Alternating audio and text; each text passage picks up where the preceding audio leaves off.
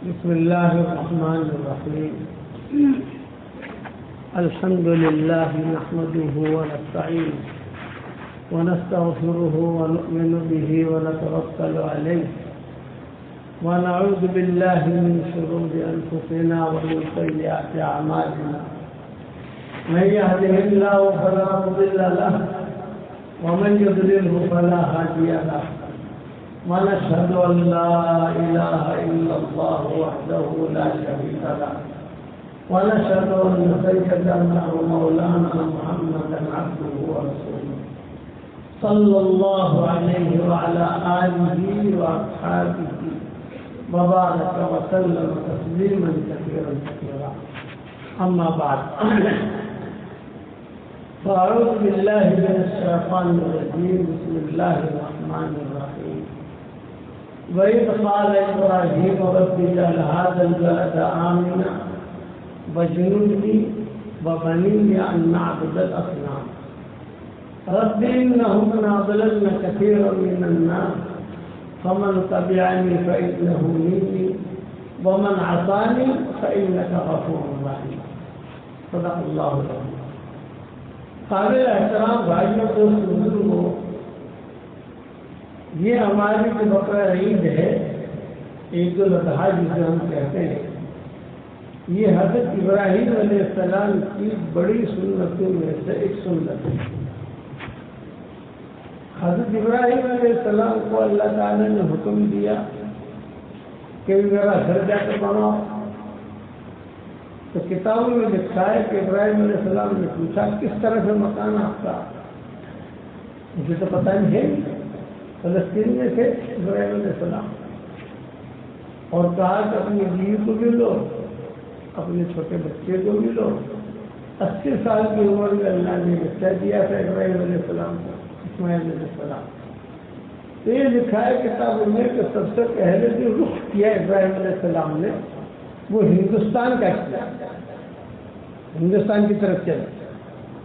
تو جبریل علیہ السلام آئے اور جو کہا کہ ہندوستان نہیں، آپ کو حجاز جانا ہے.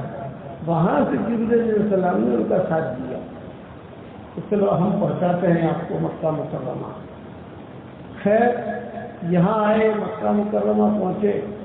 جب مکہ مکرمہ پہنچے تو وہاں تو جو ہے نہ بندہ نہ پرندہ، کچھ بھی نہیں. اور ابراہیم علیہ السلام کو حکم ہوا اللہ کی طرف سے کہ بھی اب بات کرنے کی اجازت نہیں بیوی سے، بس چھوڑو بیوی کو اور بچے کو اور ہمارے پاس واپس آ جاؤ، یعنی اپنے ملک میں واپس آ جاؤ. یہ حکم ہوا. ابراہیم علیہ السلام چل دیے. جب چلے تو خدے کی طرف چلے. مکہ مکرمہ میں ایک علاقہ ہے، اس کا نام ہے خدے. خدے کی طرف چلے. حرم شریف سے خدے کافی دور ہے. پیدل چلنے والا اگر پیدل چلے، تیز بھی چلے تو ایک گھنٹہ تو اسے لگے گا وہاں تک پہنچتے پہنچتے. ابراہیم علیہ السلام خدے کی طرف چلے. اب یہ حاجرہ علیہ السلام جو ہے یہ جوان تھی، بچہ چھوٹا تھا ان کا. حاجرہ علیہ السلام نے زیادہ خوشیاں نہیں دی. یہ ضرور بیت اللہ کا بننا، بیت اللہ کا ابراہیم علیہ السلام کا بڑا ہونا، پھر ان کی شادی ہونا، ابراہیم علیہ السلام کو بار بار آنا، یہ خوشیاں نہیں دی. 2 باتوں میں حضور صلی اللہ علیہ وسلم اور حضور صلی اللہ علیہ وسلم کی والدہ اور اسماعیل علیہ السلام کی والدہ برابر ہے. حضور صلی اللہ علیہ وسلم کی والدہ نے بھی خوشیاں نہیں دی. 24 سال کی عمر میں انتقال ہو گیا. آپ صلی اللہ علیہ وسلم کی والدہ تھی، وہ 24 سال کی عمر میں، 24 سال کی جب ان کا انتقال ہوا. اور حضور صلی اللہ علیہ وسلم کے والد کے جب انتقال ہوا تو ان کی عمر 18 سال. یہ ماں باپ کا یہ حساب کتاب ہے حضور صلی اللہ علیہ وسلم کا.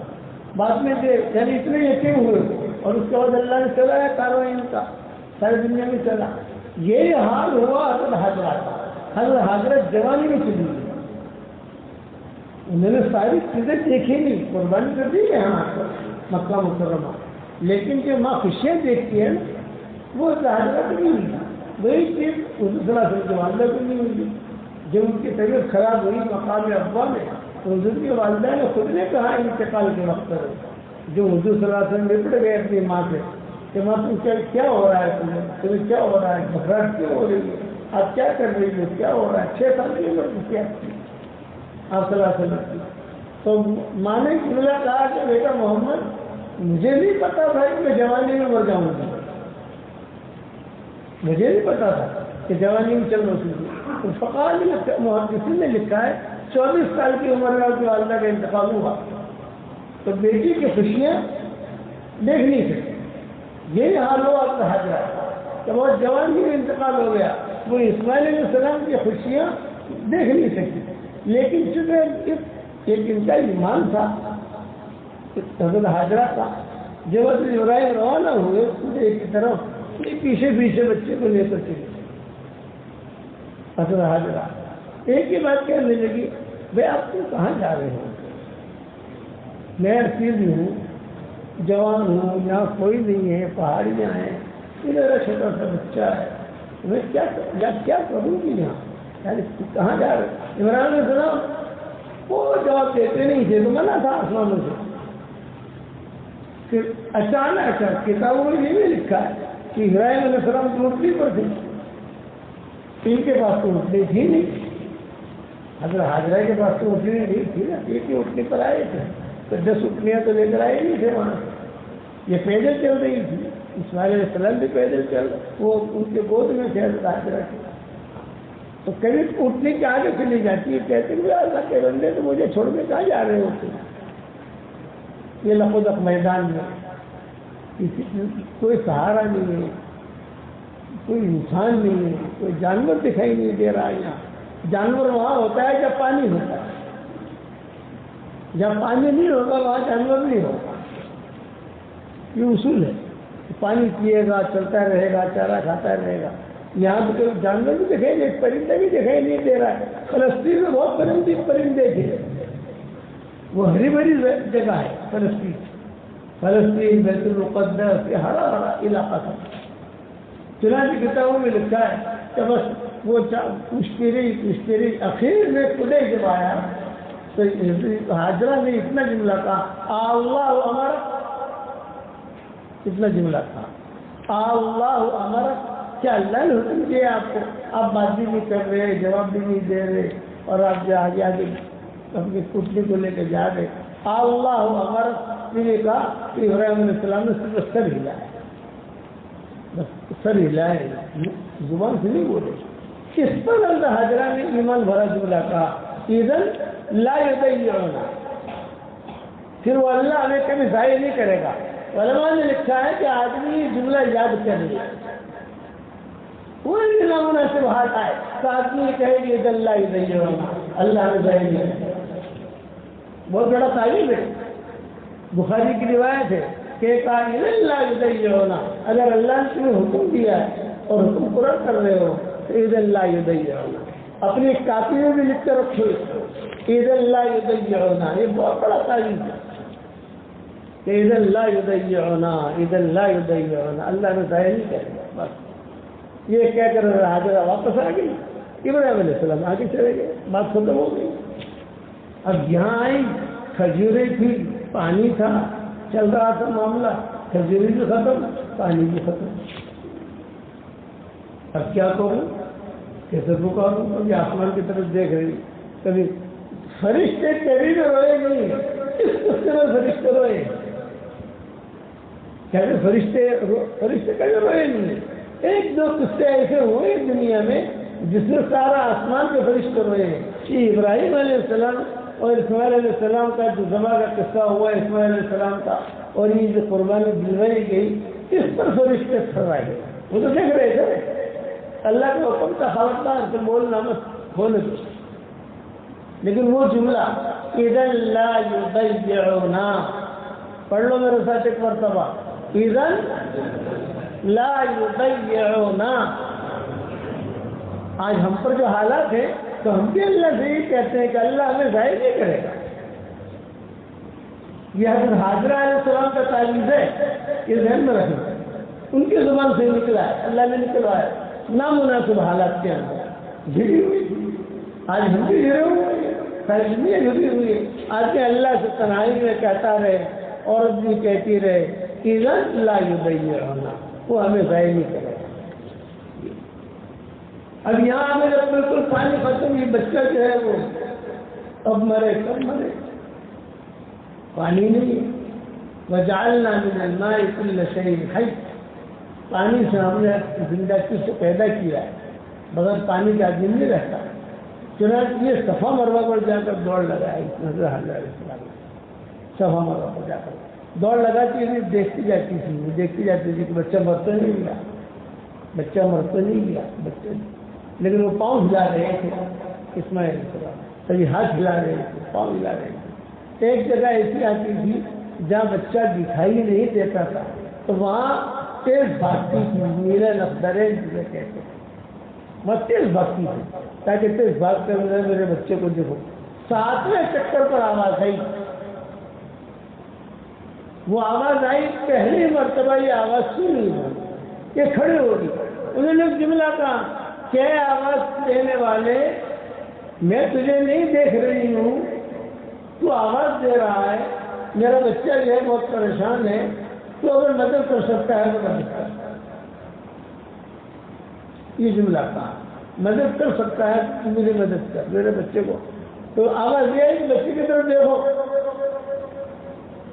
جو بچے کی طرف دیکھا وہ پانی، ارے یہ کیا، تو بھاگی بھاگی بھاگی بھاگی آئی، بھاگی بھاگی آ کر کے انہوں نے فوراً جو پانی دیکھا تو سب سے پہلے تو بچے کو پلایا زمزم کا پانی، پھر جو خود بھی پیا، کیونکہ پانی نکل رہا تھا تیزی سے، یعنی نکل بھی رہا تھا اور دوسرا پھیل بھی رہا تھا، تو انہوں نے جو ہے تھوڑی سی پال لگائی تاکہ پانی جو ہے ضائع نہ ہو، زم زم ٹھہر جا ٹھہر جا۔ کتابوں میں لکھا ہے کہ اگر وہ پال نہ لگاتے تو بمبئی میں بھی زمزم کے نل کے پانی ہوتے، ساری دنیا میں نل کے پانی ہوتے، ساری دنیا میں جاتا ہے پانی۔ جیسے آٹے کے بارے میں حضور نے مدینہ میں کہا کہ یہ آٹا اگر یہ آٹا جو ہے اگر یہ گوشتی نہیں، ایک آٹے کا قصہ ہوا تھا مدینہ منورہ میں، تو اس نے فرمایا کہ یہ آٹا، اس چکی میں سے آٹا قیامت تک نکلتا رہے، قیامت تک۔ حاجی جاتے حج میں مکہ سے زمزم کا پانی لاتے، مدینہ سے کھجورے لاتے، اور یہ آٹا بھی لاتے، مدنی آٹا اس کا نام ہوتا، مدنی آٹا، اور نکلتا ہی رہتا ہے، نکلتا ہی رہتا ہے۔ زمزم کے بارے میں کتابوں میں لکھا ہے اور وہ آٹے کے بارے میں لکھا ہے۔ وہ آٹے کا قصہ میں کئی مرتبہ پہلے سنا چکا ہوں، بعد میں کبھی سنائیں گے انشاءاللہ کہ کس طریقے سے نکلا ہوا آٹا مدینہ منورہ۔ اب وہ جو پانی تو ہو گیا ماشاءاللہ، پانی آ گیا، زمزم آ گیا، تو پرندے آ گیا، پرندے آ گئے، تو یمن کا قبیلہ تھا، قبیلہ جرہم، وہ آ گیا، ابراہیم علیہ السلام آ گئے، ارے پانی، ارے بچہ ہی بڑا ہو گیا، ارے بس یہ جب آئے تو اب بھی بولنے کی اجازت نہیں، آپ اونٹی پر بیٹھے رہے، نیچے میں تو تلی بات چیت کی، بچے کو پیار کیا، حاجرہ سے پوچھا کہ کیا حال چال ہے، حاجرہ نے کہا عید اللہ کی دئی ہونا، یہ جملہ یاد رکھنا، یہ بہت بڑا تعلیم ہے، لکھ کر بھی رکھو، یا پھر واٹس ایپ پہ سب بتا دیں گے ایک مرتبہ انشاءاللہ تفصیل۔ عید اللہ کی ہونا، بس ایک جملہ کہتی رہی، عید اللہ کی ہونا، میں نے کہا تھا اللہ نے ضائع نہیں کرے گا، دیکھو اللہ نے پانی بھی دے دیا، اللہ نے یہ نہیں دیا۔ اب ابراہیم علیہ السلام نے وہی بیٹھے رہے، بیٹھ کر کے انہوں نے اپنا حاجرہ نے پاؤں وغیرہ دھو لیے، اور اس ایام میں ابراہیم علیہ السلام نے خواب دیکھا، فلما بلغ معه السعي قال يا بني إني أرى في المنام أني أذبحك فانظر ماذا ترى قال يا أبت افعل ما تؤمر ستجدني إن شاء الله من الصابرين۔ خواب دیکھا ابراہیم علیہ السلام نے کہ بیٹا اسرائیل تجھے ذبح کر رہا ہوں، اس وقت میں حاجرہ زندہ ہے، اس کے بعد حاجرہ کا انتقال ہو گیا، جمع نہیں چلے گی۔ ابھی ابراہیم علیہ السلام کتنے بڑے تھے، تھوڑا دوڑ رہے تھے، کام کرنے والے بن گئے، جیسے بچہ ہوتا ہے، ذرا پانی لے آنا نہیں، ذرا برتن اٹھا لاؤ، چھوٹا بچہ لے کے آ جاتا ہے، لے کر گئے بنا۔ وہاں جا کر شیطان نے کہا کہ دیکھو تمہیں ذبح کرنے کی فکر میں ابراہیم علیہ السلام نے کہا بیٹا میں نے خواب دیکھا ہے. اسماعیل علیہ السلام نے کہا ابا پورا کر دیجیے خواب. اب مجھے جو ہے بھاگنے والے میں سے نہیں پائیں گے. جب لٹایا تو اسماعیل علیہ السلام نے جملہ کہا ابو جی مجھے اس طرح تو لٹائیے کہ میری آنکھیں آپ کو نہ دیکھیں, آپ کی آنکھیں مجھے نہ دیکھیں. اس لیے کہ میری کہا آپ کو دیکھی کہ میری آنکھ تو میری محبت آپ کے دل میں آئے گی, آپ کی آنکھ مجھے دیکھے گی آپ کی محبت میرے دل میں آئے گی. ایک کام نہیں کیجیے, یعنی میرا یا پٹی لگا لیجیے آنکھ کے اوپر کھلا سے کرا لیجیے. دوسرا کہ میرے کپڑے جو ہے وہ خون آلود ہوں گے تو یہ کپڑے جو ہے میری ماں کو جا کر دکھانا میں, اس سے پتہ چلتا ہے کہ ماں زندہ ہے اس وقت. اس کے بعد سے حضرہ کا کوئی قصہ ملتا نہیں ہے. بیت اللہ کا بنانا, اس کا لانا, تو بیت اللہ کو کرنا, دعائیں مانگنے کی چیزیں جو ہے بہت بات بھی ہوئی. اب جب چھری چلانی شروع کی چھری نہیں چل رہی, جھول نکالے نہیں چل رہی. فلما اسلما وتلہ للجبین ونادیناہ یا ابراہیم. چھری چل نہیں رہی تو چھری کو اللہ نے گویا ہی تھی بولنے کی طاقت. تو چھری نے کیا کہا اے خلیل تو کہتا ہے کہ میں اسے ذبح کروں اور جلیل کا حکم ہے کہ میں اسے ذبح نہ کروں. خلیل کہہ رہا ہے ابراہیم کہ میں ذبح کروں اور جلیل یعنی اللہ وہ کہہ رہا ہے میں ذبح نہ کروں. میں اسے کیسے ذبح کر سکتی ہوں جبکہ اس کی پیشانی سے جو نبوت کا نور ظاہر ہو رہا ہے. اسی لیے حضور صلی اللہ علیہ وسلم نے اسے فتح مکہ کیا تو پہلا دن یہ کہا تھا میں میرے باپ ابراہیم کی دعا کا ظہور ہوں. اس لیے یہ قربانی یہ اللہ کی طرف سے ہے. دل کھول کر آدمی کرے, بخیلی کے ساتھ کرے, اچھی سے اچھی چیز ہے. نمائش نہ کرے, نمائش اللہ کو پسند نہیں کرے. بلا کہ میں نہ بولتا پڑے اس کا خون بھی نہیں پہنچتا, اس کا گوشت بھی نہیں پہنچتا, تمہارے دل کی نیت پہنچتی ہے. یہ اسی لیے دعا پڑھو میرے ساتھ اللہم الزمنا کلمۃ التقوی. اے ہمارے پیارے اللہ ہمیں تقوی کے ساتھ چمٹا دیجیے, چپکا دیجیے, ہم بالکل ملا دیجیے.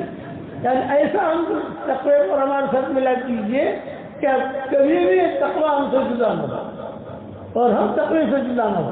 یہ سورہ فتح کی جو آیت ہے وَأَلْزَمَهُمْ كَلِمَةَ التَّقْوَى وَكَانُوا أَحَقَّ بِهَا وَأَهْلَهَا وَكَانَ اللَّهُ بِكُلِّ شَيْءٍ عَلِيمًا. سورہ فتح میں یہ آیت اتاری اللہ نے, اس سے یہ دعا لی گئی ہے ربنا الزمنا كلمة التقوى, ربنا الزمنا كلمة التقوى. تو ادھر یہ ہونا سمجھ گئے نا بھائی انشاءاللہ. اسے خاص طور سے حالات میں تو پڑھتے رہنا چاہیے اور دل میں پڑھنا چاہیے اور آدمی اس کو لکھتے ہوئے اپنے پاس رکھے. دوسری بات یہ کہ اللہ جل جلالہ من والوں کو جان کی قربانی, مال کی قربانی, جذبات کی قربانی یہ سب پسند ہے. شرط یہ کہ اس میں اخلاص ہے. ریاکاری ہو تو ریاکاری اللہ کو پسند نہیں. اللہ تعالیٰ فرماتے ہیں الکبریا اور ردائی بڑائی یہ میری چادر ہے, میری چادر کے ساتھ کھیل مت کرو. تو اللہ کے احکامات کو پورا کرنا ہے, رسول اللہ صلی اللہ علیہ وسلم کے طریقوں کو بھی پورا کرنا ہے. لوگ کہتے ہیں کہ کس کی اتباع کریں, کس کی اتباع کریں, کہہ ہم اللہ رسول کی کریں گے انشاءاللہ. تو صاحب یہ جو دن ہے نا, یہ اب بقرعید کے دن بھی رہ گئے جو ہے, اس میں تکبیر آدمی زیادہ سے زیادہ کرے. یہ جو بیان میں کر رہا ہوں نہیں بدعت ہے, میں بدعت کر رہا ہوں, کوئی شریعت میں کہیں نہیں ہے, لیکن کیوں کر رہا ہوں, ایک ماحول بنا ہوا ہے. ماحول, اس ماحول کو بدلنا آسان نہیں ہوتا. علماء نے لکھا ہے غلط ماحول بنا تو غلط ماحول چلتا رہے گا, اور وہ ماحول بنا ہے جس نے بھی بنایا ہوگا. اسی لیے مکہ مدینہ میں کوئی بیان نہیں ہوتا, نماز سے پہلے تکبیر پڑھتے ہیں سب, اصل تکبیر ہے. یہ آج کی عبادت جو ہے وہ تکبیر ہے. پڑھو میرے ساتھ اللہ اکبر اللہ اکبر، لا الہ الا اللہ، واللہ اکبر، اللہ اکبر، وللہ الحمد، اللہ اکبر، اللہ اکبر، لا الہ الا اللہ، واللہ اکبر، اللہ اکبر، وللہ الحمد۔ ہمارے ماحول میں اتنا کہنے کی اجازت ہے کہ دونوں عیدیں جو ہوتی ہیں ہماری وہ سال میں 2 مرتبہ آتی ہے، تو عام طور پر کیسے نماز پڑھنے آدمی کو پتہ نہیں ہوتا ہے، اتنا سمجھانے کے لیے اتنا بیان تھی، لیکن اب یہ بیان چھوٹے گا نہیں، یہ قیامت تک چلے گا، یہ بھی یاد رہے۔ آپ میں جتنا بیان کروں تو مجھے سے کوئی مانے گا نہیں، ہر آدمی سے رخ پڑ گیا، وہ رخ پڑا، اصل تکبیر۔ یہ بات میری ذہن میں رکھی، اللہ کسی کو بھی توفیق دے تو اگر بیان ہوتا بھی ہو، مثال دے رہا ہوں تو بیان تو روک نہیں سکتے آپ، لیکن بیان ہوتا بھی تو بھی اندر تکبیر پڑتا ہے، اتنا تو سکتے ہو نا بھائی، بیان کرنے والا بیان کر رہا ہے، سنتے جاؤ اور تکبیر بھی کرتے جاؤ، اصل تکبیر ہے، اصل تکبیر ہے، اصل تکبیر ہے۔ ان دنوں کی عبادت بڑی عبادت، بازار میں جا کر حضرت ابو ہریرہ صرف تکبیر پڑھنے کے لیے جاتے تھے مدینہ میں، عبداللہ بن عمر صرف تکبیر پڑھنے کے لیے جاتے تھے، کوئی کام نہیں، بازار میں جا کر اللہ اکبر، اللہ اکبر، لا الہ الا اللہ، واللہ اکبر، اللہ اکبر، وللہ الحمد۔ ابھی بھی مکہ مکرمہ مدینہ منورہ میں ہم ہوتے ہیں تو ان دنوں کے اندر مول میں آتی ہے عورتیں، بچے وغیرہ، کوئی خریدتے نہیں تو یہ چکر لگائیں گے، اللہ اکبر، اللہ اکبر، لا الہ الا اللہ، واللہ اکبر، اللہ اکبر، وللہ الحمد۔ ابھی تو 3 دن ہیں ہمارے پاس، بازار میں جاؤ، مول میں جاؤ، صرف تکبیر پڑھنے کی، کوئی ضرورت نہیں، اور جا کر تکبیر پڑھو، یہ ہے اصل عبادت ان دنوں کی۔ کرو انشاءاللہ بھائی،